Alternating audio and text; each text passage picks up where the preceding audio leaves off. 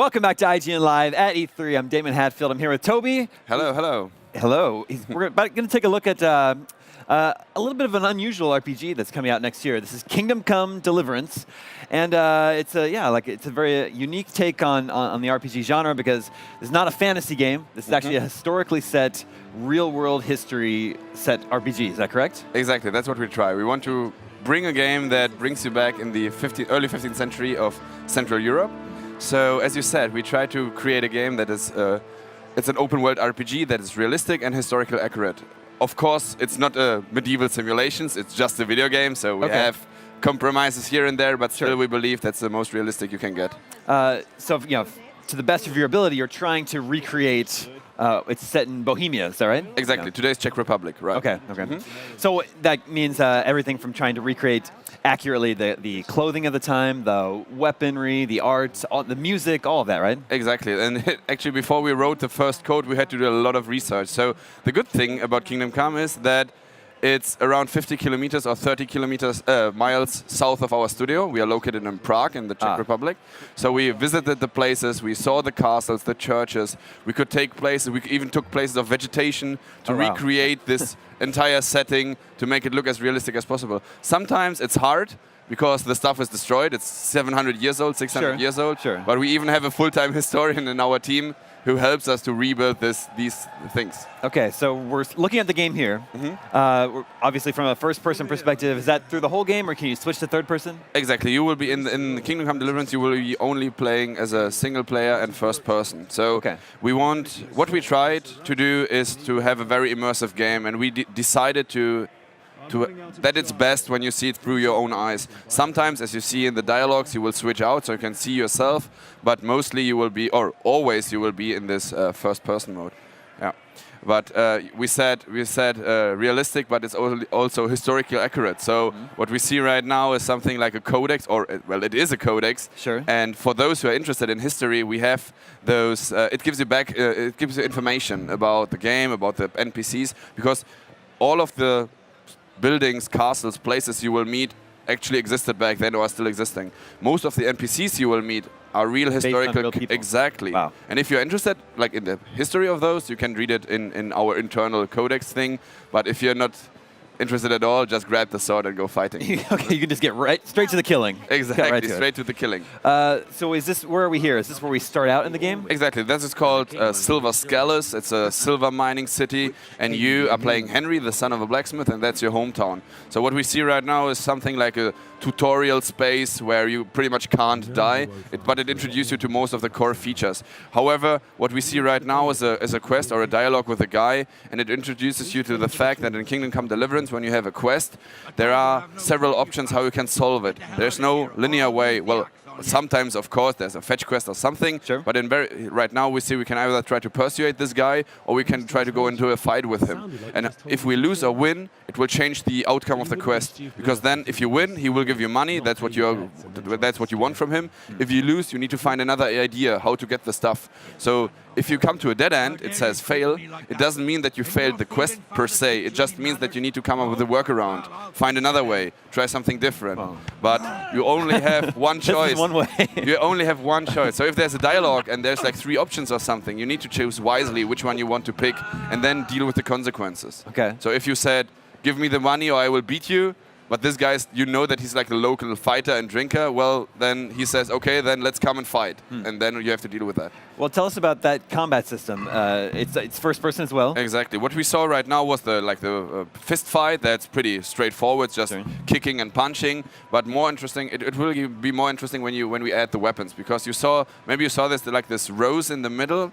It's like 5 different ways from where you can attack. So you can attack the head, shoulder left, right, bottom left, right, and then a little bit like Tekken, you can combine those hits. So it's easy to swing like one swing after the other or stab, but if you combine those, if you are more tricky into that, if you have like the right combination, you can do deadly combos, throw him on the ground, slash him through the face, and stuff like this. And then can you dual wield weapons? No, you can't dual wield weapons. That's the same problem. But you will have the weaponry of the medieval area. So we are from halberds to double-handers, to short sword, shield, different bows and arrows and stuff like this. So you will find this. And if you don't, and that's something I really want to point out. Kingdom Come Deliverance is not about fighting per se. It's just an option for those who wish to fight. You can, not entirely, but you can pretty much solve this game without violence or without killing anyone. Violence is like, fist fight is also violence, but you can try to avoid fighting at all. And for example, there will be a quest, and we will see this later as well, where there's a big skirmish happening in the end of the quest. But this skirmish is only happening if you decided several things beforehand in the questing, because there's this bandit lord in the forest, and you know that your lord is going to send you there to kill them with a small army, and you have the chance to go there beforehand. Tell this guy, listen, go away, we are coming and we will kill you. Rather hide. He will maybe thank you, he will maybe go, he will maybe encounter you or something like this.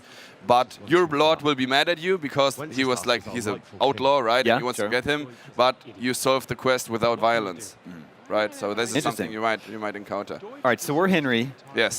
Is this what Henry looks like in the game, or are we able to customize our appearance? Henry will have a given face, so you're playing this particular person, but it's less about his appearance, it's more about his character. So in Kingdom Come Deliverance, it's similar like the Skyrim system, kind of, the RPG elements. What I mean is that you're only leveling what you're doing. So if you want to be like the violent guy and do the fighting and fight with a mace, for example, then you will only get better at mace fighting. But if you do like the speech stuff, more the talking, then you will be better at the diplomacy skills, and then you can go through the quests without killing someone. So it's more about the character you're building, less about the look. And then you have an armor, of course. So you have a 14-slot system for your armor, different layers which you can put over each other, from soft materials to hard full plate armor, for example, and then you customize your own armor, because every zone is then protected separately with the particular fabric you are wearing. Sure.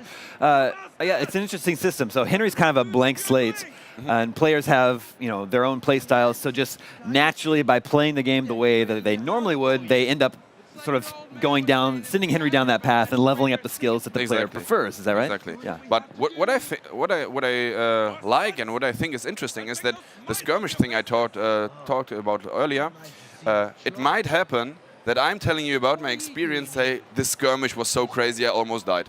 And you might say, like, which skirmish? I've never saw that. Because you did something completely different beforehand. So this is something what I think is pretty interesting.